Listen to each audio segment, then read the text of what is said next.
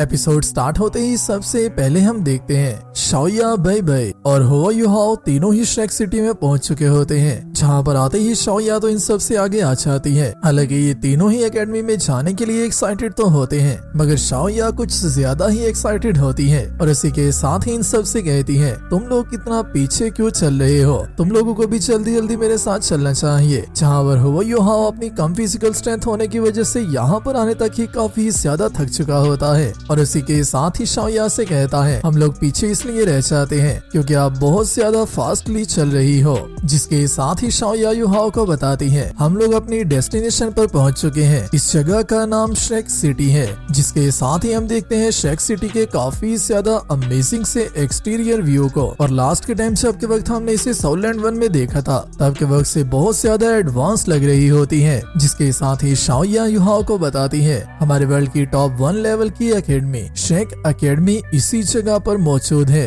जिसके साथ ही वही युहाओ को बताता है, श्रेक एकेडमी में जितने भी लोग एक्सेप्ट हो जाते हैं वो सारे ही इलाइट्स में से भी ज्यादा अमेजिंग इलाइट बनते हैं। ये वो जगह है जहाँ पर सबसे ज्यादा स्ट्रॉन्ग लोग बॉर्न होते हैं। ये हमारे वर्ल्ड की टॉप लेवल की एकेडमी है जिसका नाम श्रेक एकेडमी है। जिसके साथ युहाओ यहाँ पर मौजूद सब कुछ हो रहे को अच्छे से ऑब्जर्व करने लगता है और इसी के साथ जैसे ही ये लोग गेट के और करीब आ जाते हैं तो उसी के साथ ही तांगया युहाओ को शाओ युहाओ कहकर बुलाती है और उसी के साथ ही उससे कहती है, आज के दिन जो सरप्राइज मैं तुम्हें देना चाहती हूँ कि तुम श्रेक एकेडमी में एंटर होने वाले हो। जो सुनते ही युहाओ काफी ज्यादा शॉक होता है और उसी के साथ ही कहता है, क्या मैं बिना एग्जाम्स की यहाँ पर एंटर होने वाला हूँ। जिसके साथ ही शाओया युहाओ को बताती है, तांगसेन जो कि हमारे तांग्स क्लैन का सबसे पहला एंसेस्टर था, वो श्रेक एकेडमी से ही ग्रेजुएट हुआ था और जब उसने अपना तांग्स क्लैन फाउंड किया था तो तब के वक्त भी हमारे सारे क्लैन मेंबर्स को श्रेक एकेडमी से ग्रेजुएट होने का चांस मिला था, जो कि सारे ही बिना एंट्री के श्रेक एकेडमी में एंटर हुए थे। जहां पर हमारे क्लैन और श्रेक एकेडमी के सारे स्टूडेंट्स एक दूसरे के साथ काफी ज्यादा देर से ही बहुत ज्यादा डीप रिलेशंस में आ रहे हैं। हालांकि हमारा तांग्स क्लैन डिक्लाइन भी हो चुका हुआ है, मगर फिर भी श्रेक एकेडमी आज भी हमारे तांग्स क्लैन के मेंबर्स को बिना एग्जाम के एंटर होने की इजाजत देती है और हमें एकेडमी में एंटर होने के लिए एग्जाम्स देने की जरूरत भी नहीं होती। जहां पर हर साल हमारे तांग्स क्लैन के मेंबर्स जब चाहे इस एकेडमी में आकर अपनी एंट्री करवा सकते हैं और इस मर्तबा ये चांस तुम्हारे पास है। जो सुनते ही युहाओ काफी ज्यादा मिस हो जाता है और उसी के साथ ही बै युहाओ को बताता है, मगर तुम्हें अभी रिलैक्स होने की जरूरत नहीं है। श्रेक एकेडमी हालांकि तुम्हें फ्रीली एंटर होने की इजाजत दे रही है, मगर हर 3 मंथ्स के बाद श्रेक एकेडमी के एग्जाम्स काफी ज्यादा हार्ड होते हैं और जो लोग इस एग्जाम को पास नहीं कर पाते वो सब लोग ही एलिमिनेट हो जाते हैं या फिर वो काफी ज्यादा सीरियसली इंश्योर हो जाते हैं। जो सुनते ही युहाओ कहता है, आप लोगों को परेशान होने की जरूरत नहीं है, मैं अपनी पूरी कोशिश करने वाला हूँ। जिसके साथ ही शाओया युहाओ से कहती है, अगर तुम प्रैक्टिस करते रहो तो तुम काफी ज्यादा अमेजिंग हो सकते हो और मैं तुम्हें अपना स्टूडेंट बनाने के बाद काफी ज्यादा सेटिस्फाइड हूँ और ये सोल स्टोरेज इक्विपमेंट तुम्हारे तांग्स क्लैन में एंटर होने के लिए मेरी तरफ से तुम्हारे लिए एक रिवॉर्ड है और ये हमारे तांग्स क्लैन के फर्स्ट चीफ का यूज किया हुआ 24 ब्रिज मून बेल्ट है और ये वही 24 मून बेल्ट होता है जो कि मास्टर शाओगैंग ने तांगसेन को दिया था और तांगसेन ने गॉड बनने तक इसे यूज किया था। जिसके बाद तांगसेन ने इसे पास डाउन कर दिया होगा और आते आते ये शाओया के हाथों में पहुंच चुका होता है और अभी के लिए शाओया इसे युहाओ को पास डाउन कर रही होती है और उसी के साथ ही युहाओ से कहती है, इसे तुम अपनी चीजें स्टोर करने के लिए यूज कर सकते हो और युहाओ भी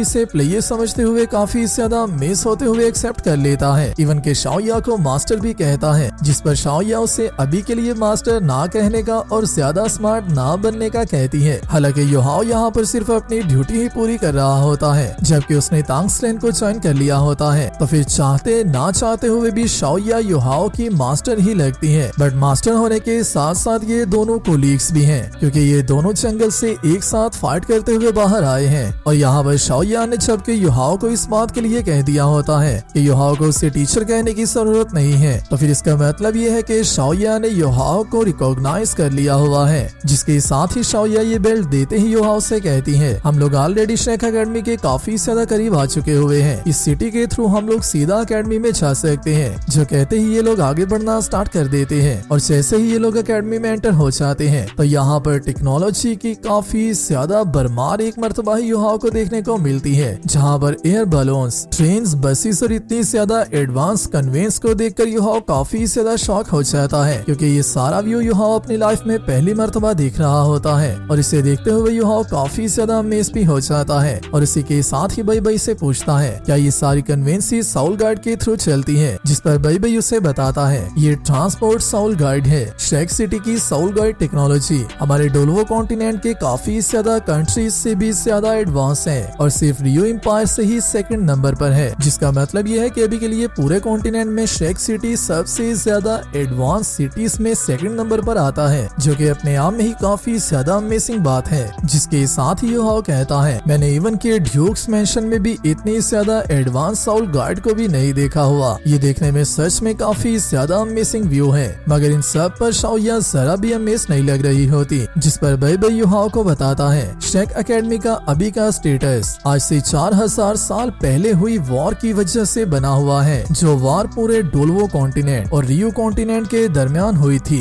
आज से 4000 साल पहले डोलवो कॉन्टिनेंट और वेस्ट साइड से रियो कॉन्टिनेंट दोनों ही एक दूसरे के साथ आकर टकराए थे और रियो कॉन्टिनेंट में मौजूद रियो एम्पायर और डोलवो कॉन्टिनेंट में मौजूद सारे एम्पायर ही एक दूसरे के साथ वॉर करने के लिए तैयार हो गए थे, क्योंकि जैसे ही कोई न्यू एम्पायर या फिर न्यू कॉन्टिनेंट अपीयर होता है तो पावर में मौजूद कॉन्टिनेंट हमेशा ही उसे कंकर करने की कोशिश करता है। हालांकि स्टार्ट की वॉर के दौरान तीनों की फोर्सेस ने एक साथ मिलकर काम किया था और तीनों के एम्पायर्स की फोर्सेस को तांग्सलैंड के हिडन वेपन्स भी मिले थे, जिनका यूज करते हुए वो लोग फाइट कर रहे थे। मगर ये तीनों एम्पायर्स ही रियो एम्पायर के साउल गाइड वेपन्स की वजह से डिफीट हो गए थे। ऐसा नहीं है कि हमारे तांग्सलैंड के वेपन्स साउल गाइड वेपन्स का मुकाबला नहीं थे कर सकते, या फिर साउल गाइड वेपन्स हमारे तांग्सलैंड के वेपन से ज्यादा स्ट्रॉन्ग है। हमारे तांग्सलैंड के पास ऐसे वेपन भी मौजूद हैं जो कि इतने ज्यादा पावरफुल हिडन वेपन्स हैं, इवन कि उनके थ्रू गॉड्स तक को भी थ्रेट किया जा सकता है। जो सुनते ही युहाओ काफी ज्यादा शॉक होकर कहता है या सीरियसली उनसे गॉड्स को थ्रेट किया जा सकता है। जिसके साथ ही बई युहाओ को बताता है जब मैं सबसे पहली मर्तबा शाओया को मिला था तो तब से लेकर ही अभी तक शाओया साउल गॉड्स को स्ट्रांगली रिजेक्ट करती आई है,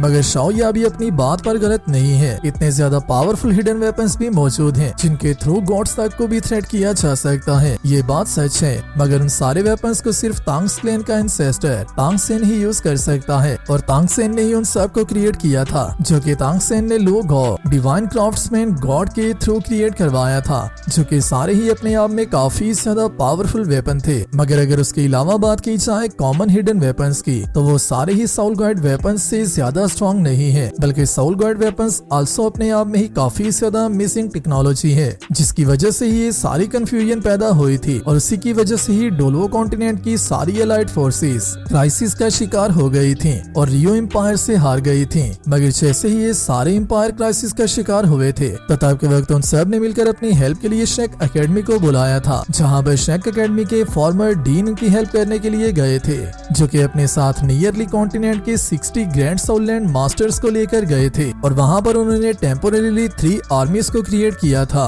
जिसकी वजह से ही फाइट के टेबल्स को थोड़ा सा टर्न करने में उन सबको हेल्प हुई थी। और इसी के बाद ही काफी ज्यादा स्ट्रगल करने के बाद वो लोग रियो एम्पायर को डिफीट करने में कामयाब हुए थे और तब से लेकर अभी तक शेक एकेडमी किसी भी कंट्री से बिलोंग नहीं करती, बल्कि शेक एकेडमी अपने आप में ही एक इंडिपेंडेंट एग्जिस्टेंस बन चुका हुआ है। जिसके साथ ही शाओया कहती है और उसी वॉर की विक्ट्री के बाद से लेकर अभी तक तांग्सलैंड के डिक्लाइन का प्रोसेस स्टार्ट हो चुका हुआ था। जो सुनते ही युहाओ दोबारा से पूछता है क्या सच में साउल गाइड्स इतने ज्यादा पावरफुल होते हैं, क्योंकि हम लोग शिंगलुओ एम्पायर में साउल गाइड्स को काफी ज्यादा कम ही देखते हैं और मैंने तो अभी तक शायद से उनको भी नहीं देखा हुआ। जिस पर बई उससे बताता है डोलवो कॉन्टिनेंट के तीनों किंगडम्स के अंदर साउल मास्टर्स को सबसे ज्यादा रिस्पेक्ट दी जाती है और वहीं पर ज्यादातर Saul masters Saul guiding tools को रिजेक्ट करते हैं, क्योंकि उन सबको ऐसा लगता है कि साउल गाइड्स उनकी अपनी पावर के थ्रू जनरेट नहीं होते और ना ही उनकी बॉडी का अपना पार्ट होता है, जिसकी वजह से ही वो सब लोग इसे रिजेक्ट करते हैं।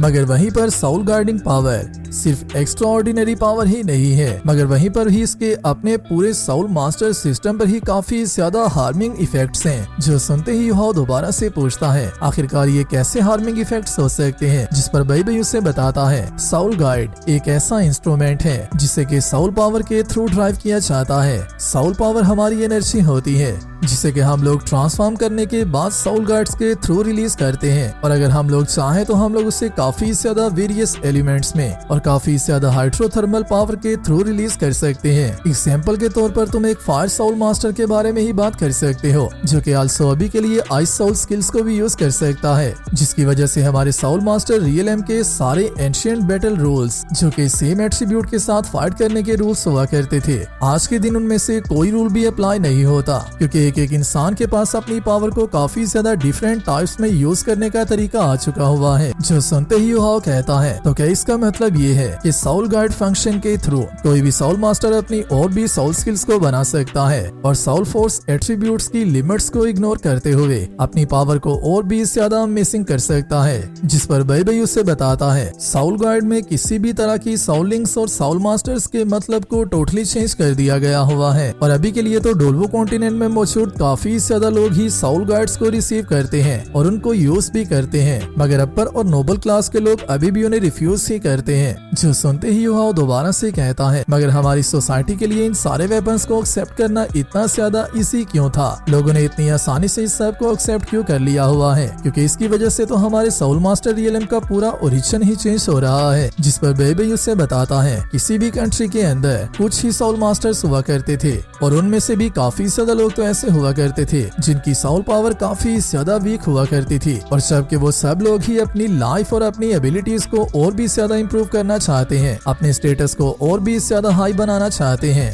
तो वो सारे काम ही साउल गार्ड्स के थ्रू किए जा सकते हैं, जहाँ पर वो लोग अपनी साउल पावर को एक मूवर में टर्न करते हैं और उसके बाद काम करते हैं locomotive Saul guards, ship Saul guards, flying ship Saul guards और भी काफी ज्यादा साउल गार्ड्स इसी सब की वजह से ही बॉर्न हुए थे। और युहाओ और बेबे के यहाँ पर आने तक, बातें करने तक हम सब ने जितने भी व्यूज देखे हैं, जहाँ पर जितने भी मशीनरी या फिर जितनी भी टेक्नोलॉजी काम कर रही थी, उन सारे इंजन्स को ही पावर साउल के थ्रू मिल रही थी। जहाँ पर आप सब ने इस बात पर भी गौर किया होगा कि जिस ट्रेन बस में ये लोग बैठते हैं वो ट्रेन बस भी साउल पावर के थ्रू ही काम कर रही होती है। ना तो इसमें पेट्रोल है, ना ही किसी किस्म का भी कोई इंजन है, बल्कि इसमें इस तरह के टूल्स को इंस्टॉल किया गया होता है जो कि सारे ही साउल पावर पर काम करते हैं। जिसके साथ ही बेबे युहाओ को बताता है, जिसके साथ ही युहाओ अपने माइंड में सोचने लगता है, टीचर शाओया तांग्स क्लैन की मास्टर है, शायद इसी की वजह से ही वो नेचुरली साउल गार्ड्स को रिजेक्ट करती है। बट अगर बात की जाए हिडन वेपन्स और साउल गार्ड्स की,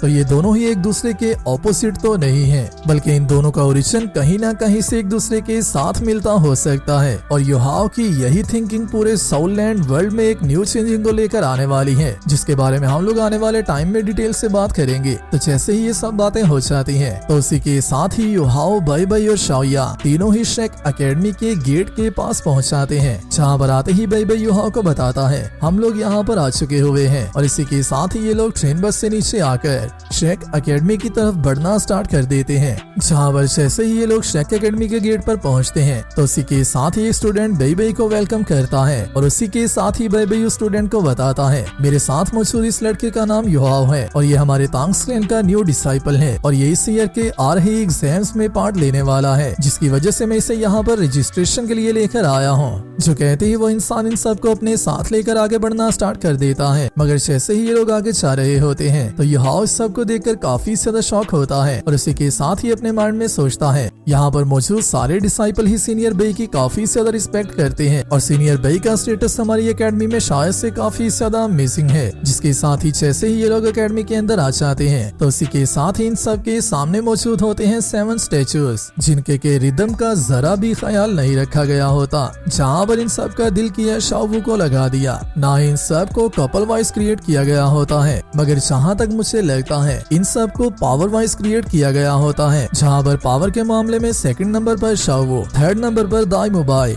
4th नंबर पर मैं मा होंगजुंग को काउंट करता हूँ, 5th नंबर पर सुजुचिंग, 6th और 7th नंबर पर ऑस्कर और रोंग रोंग आते हैं और वहीं पर सबसे सेंटर में तांगसेन का स्टैचू मौजूद होता है। जिसके साथ ही बेबे भी युहाओ को इन सारे स्टैचूज को दिखाता है और इसी के साथ ही उससे कहता है, ये सारे वो स्टूडेंट्स हैं जिन सब ने शेक एकेडमी की ग्लोरी को क्रिएट किया था। इनमें सबसे पहला स्टैचू गॉड ऑफ वॉर दाई मुबाई का है। जो सुनते ही युहाओ काफी ज्यादा शॉक होता है और उसी के साथ ही कहता है, क्या ये वॉर गॉड है? है ये तो व्हाइट टाइगर का इंसेस्टर है, मगर मुझे इससे शौक होने की जरूरत नहीं है क्योंकि मेरा इसके साथ कोई भी लेना देना नहीं है। जिसके साथ ही भाई उससे कहता है। इसके बाद बारी आती है फोनिक्स गॉड मा हुन जुन की, जिसके बाद आता है फूड गॉड ऑस्कर और उसके बाद आती है एंसेस्टर तांगसेन की वाइफ शाओवो, जो कि आल्सो अशूरा गॉड की सीट को भी शेयर करती है। जिसके बाद आती है स्पीड गॉडेस जुजुचिंग, जो कि आल्सो गॉड ऑफ वॉर की वाइफ है। जिसके बाद आती है रोंगरोंग, जो कि 9 कलर गॉडेस होने के साथ साथ पूरे डोलवो कॉन्टिनेंट की सबसे ज्यादा स्ट्रॉन्गेस्ट सपोर्टिंग स्पिरिट मास्टर भी थी और आल्सो ये फूड गॉड की वाइफ है। और सबसे लास्ट पर आता है तांगसेन, जो कि तांग्स क्लैन का एंसेस्टर, तांग्स क्लैन का फर्स्ट चीफ, तांग्स क्लैन का फाउंडर और आल्सो अशूरा गॉड प्लस सी गॉड है, जिसे देखते ही युहाओ काफी ज्यादा मिस होता है।